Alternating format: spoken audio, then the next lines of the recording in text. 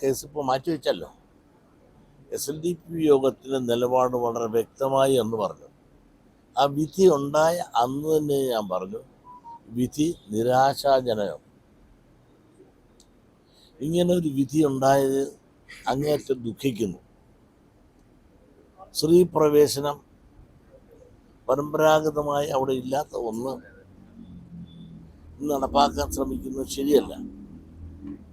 അഥവാ നടപ്പാക്കാൻ ആര് ശ്രമിച്ചാലും കേരളത്തിലെ പ്രബുദ്ധരായ സ്ത്രീകൾ ആരും തന്നെ